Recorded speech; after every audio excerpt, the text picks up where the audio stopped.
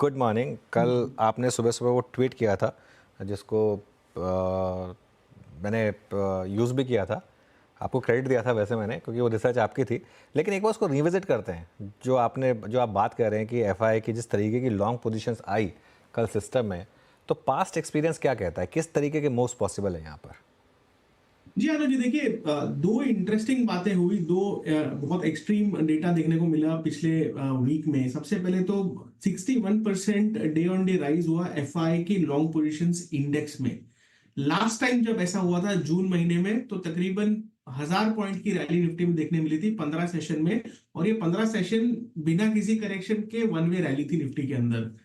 दूसरा extreme point ये है कि जो लास्ट टाइम पीक हुआ था जुलाई में, एफआई के लॉन्ग पोजीशंस पीक हुए थे 3.9 लाख कॉन्ट्रैक्ट से। ये एज ऑफ यस्टरडे 3.6 लाख के आसपास है हम। तो जब ये लास्ट पीक हुआ था, निफ्टी ने वोलेटिलिटी देखी थी, 800 पॉइंट का शार्प मूव देखने को मिला था आने वाले 3 सेशंस में। और उसके बाद इवेंचुअली डिप बाइंग हुई और मार्केट ने अपना ट्रेंड कंटिन्यू किया। तो एक बात तो तय है कि आने वाले 8 से 10 सेशन में आपको निफ्टी के अंदर बड़े मोमेंटम मूव्स देखने को मिलेंगे। जो हिसाब से ये वाली सीरीज रही है, मुझे लग रहा है कि थर्सडे तक का तो माहौल निफ्टी के अंदर एक तरह से बुल्स का जो पलड़ा है वो बिल्कुल भारी है। और डिप जो है ज्यादा मार्केट के अंदर देखने को शायद ना मिले।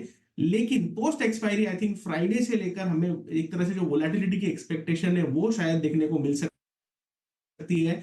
तो अगर आप मोमेंटम ट्रेडर हैं, मेरे हिसाब से दोनों साइड में स्ट्रॉन्ग केस बनता है निफ्टी के अंदर, क्योंकि हमने एक बहुत ही स्ट्रॉन्ग रैली देखी है पिछले इनफैक्ट पिछले कुछ हफ्तों में। और इस महीना, ये जो महीना रहा है बुल्स का, काफी फेवरेबल रहा है। तो इसको देखकर ऐसा लग रहा है कि ये वाली सीरीज में प्रॉफिट बुक जरूर करें। 26,000 का जो एक लेवल है निफ्टी के अंदर ऑलमोस्ट अचीव हो गया आज के सेशन में। हो सकता है कि ये थोड़ा एक्सटेंड होकर 26,200 तक जाए, लेकिन आई थिंक थर्सडे तक आपको प्रॉफिट्स बुक करना है। और उसके बाद मुझे लगता है कि एक बड़ा वोलेटाइल मूव निफ्टी के अंदर देखने को मिल सकता है। अच्छा, थर्सडे तक आप कह रहे हैं कि प्रॉफिट बुक करें, उसके बाद बड़ा मूव आएगा, अपसाइड में बड़ा मूव? नहीं, क्योंकि एक अपसाइड मूव आ चुका है। और हो सकता है तब तक एफआई के पोजीशन कैसे रहते हैं रोलओवर्स वगैरह में, अगर पोजीशंस पीक के आसपास रहते हैं, 3.94 लाख के आसपास अगर कॉन्ट्रैक्ट्स रहते हैं, तो एज पर पास डेटा हमारे हिसाब से यहाँ पर आपको मार्केट के अंदर लाइट हो जाना चाहिए। बिकॉज आप एक चीज को एक हद तक ही खींच सकते हो, और ये एक बार मैक्स हिट हो जाता है तो आई थिंक एक तरह से जो क्रीम है मार्केट के अंदर वो निकल जाएगा। तो नेक्स्ट दो सेशन बहुत ही क्रूशियल है। जो हिसाब से I think as of now, तो मेरे हिसाब से नेक्स्ट ये वाली जो एक्सपायरी तब तक कोई दिक्कत दिखाई नहीं दे रही है। लेकिन थर्सडे का जो डेटा है ये काफी कुछ इंडिकेट करेगा कि फ्राइडे से मार्केट के अंदर कैसा अट्रैक्शन देखने को मिल सकता है। अगर ये रोल ओवर मान लीजिए, एफआई की कॉन्ट्रैक्ट टर्म्स में बात नहीं करेंगे, परसेंटेज टर्म्स में बात करेंगे। कॉन्ट्रैक्ट तो थोड़ा सा एक्सपायर हो, मतलब लोग करते ही हैं, तो परसेंटेज के हिसाब से क्या मतलब? अगर अभी 75% लॉन्ग है हम, अगर ये आंकड़ा 65-60 पर आ गया तो वो कंफर्ट देगा आपको, या फिर उससे और नीचे आने की जरूरत होगी? ये देखिए, अगर रोल ओवर्स स्ट्रॉन्ग रहते हैं तो मेरे हिसाब से एक्सट्रीम डेटा नहीं होना चाहिए। रोल ओवर डेटा में हमने देखा है कि जब भी या तो जरूरत से ज्यादा रोल ओवर या एवरेज से बहुत कम रोल ओवर, अगर ये एक्सट्रीम डेटा पॉइंट आ जाते हैं तो मार्केट रिवर्सल देता है। तो अगर rollovers in line with averages रहेंगे तो मेरे हिसाब से मोमेंटम मार्केट का कंटिन्यू होता हुआ दिखेगा। और जैसे हमने जुलाई महीने में देखा था, माफ कीजिए जून महीने में देखा था कि 10 सेशन में 15 सेशन में 1000 पॉइंट की रैली निफ्टी में देखने को मिली थी। तो सिमिलर मूव शायद प्ले आउट होता हुआ दिख जाए। तो ये दो डेटा पॉइंट्स है जहां पर हम बिल्कुल ध्यान दे हुए हैं। और खास करके जो रिटेल की पोजीशनिंग है, इसकी हमने बात नहीं की अभी तक। रिटेल के तकरीबन 2.5 लाख कॉन्ट्रैक्ट शॉर्ट है। रिटेल में एचएनआई कैटेगरी सारी की सारी आ जाती है। तो 2.5 लाख कॉन्ट्रैक्ट शॉर्ट, और ये काफी बड़ी पोजीशन है। ये भी हमें लगता है कि थर्सडे तक काफी कैपिटुलेशन देखने को मिल सकता है। हो सकता है ये पोजीशन जब कैप्चुलेट हो तो थर्सडे तक शॉर्ट कवरिंग रैली मार्केट को और भी बूस्ट दे। तो ये आई थिंक जो मेन दो मार्केट के अंदर पार्टिसिपेंट्स है ये डिसाइड करेंगे कि आने वाले सेशंस में कैसा शेप लेता है मार्केट खास करके। तो as of now it is FIIs जो डोमिनेट कर रहे हैं मार्केट को, और रिटेल जो है मार्केट के अंदर गलत जा रहा है और शॉर्ट पोजीशंस में कहीं ना कहीं अटका हुआ है बुरी तरीके से। ओके, तो ये आपने थोड़ा पोजिशनिंग की बात की। राहुल जी नमस्कार, वीरेंद्र बोल रहा हूँ।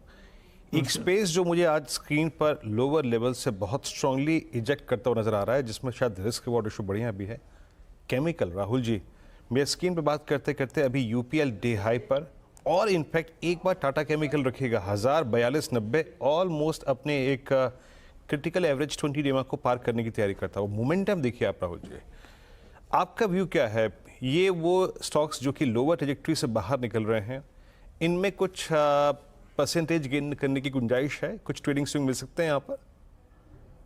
जी अभिजीत जी, देखिए यार, दो सेक्टर हैं जो एक तरह से काफी अच्छे दिख रहे हैं बाइंग डायरेक्शन में। एक तो जैसे आपने केमिकल सेक्टर बताया, इसमें यूपीएल का सेटअप हमें काफी प्रॉमिसिंग लगता है। हमें लगता है कि यूपीएल में आपको तकरीबन 625 630 तक के स्विंग हाइज देखने को मिल सकते हैं, तो काफी बढ़िया रिस्क रिवॉर्ड है। 50 दिन के मूविंग एवरेज के पास स्टॉक ने सपोर्ट लिया है और आज के दिन एक अच्छा रिवर्सल देखने को मिला है।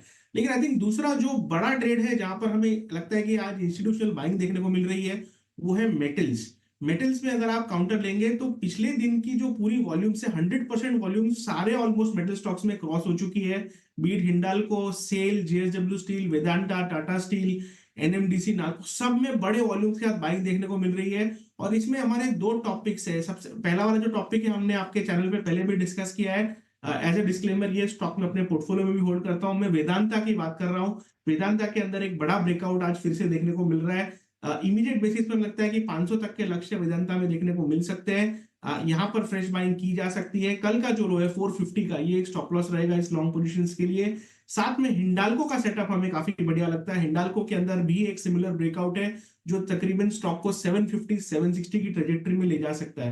तो हिंडाल्को भी बाय किया जा सकता है। आज के डेलो का स्टॉप लॉस रखे। और मैं रीएम्फसाइज करूंगा, ये वॉल्यूम बेस्ड बाइंग है। टेक्निकल रूप से काफी अच्छा सेटअप यहाँ पर दिखाई दे रहा है across the board metal stocks में।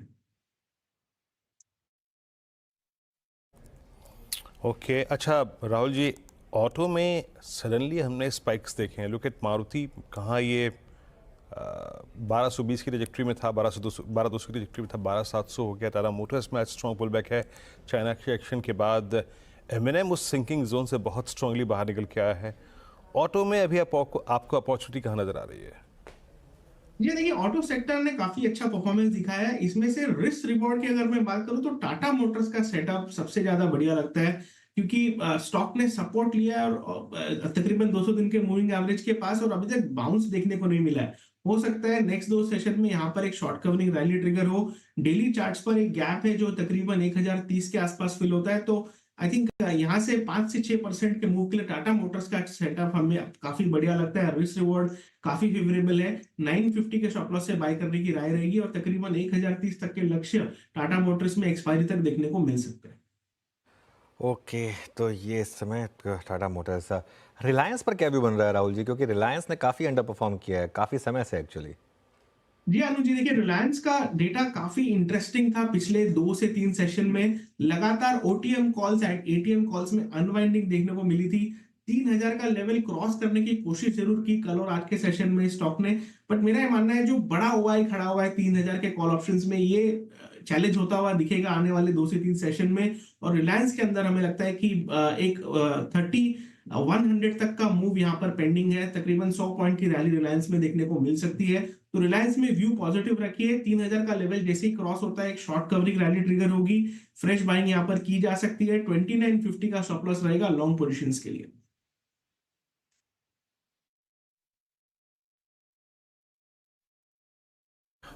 रिलायंस पे याद रखिएगा ये व्यू क्योंकि स्क्रीन पे शेयर किया गया है।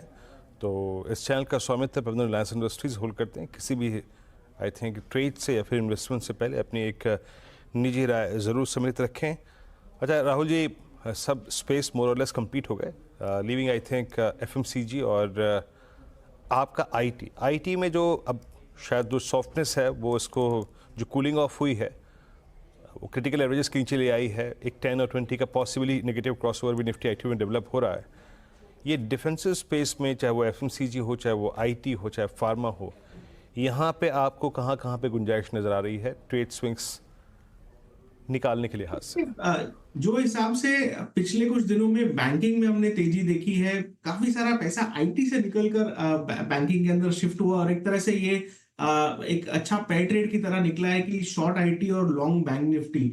अब बैंक निफ्टी की अगर मैं बात करूं तो 54,000 54,500 max to max I think bank Nifty के टारगेट्स जो है वो पूरे होते हैं तेजी के।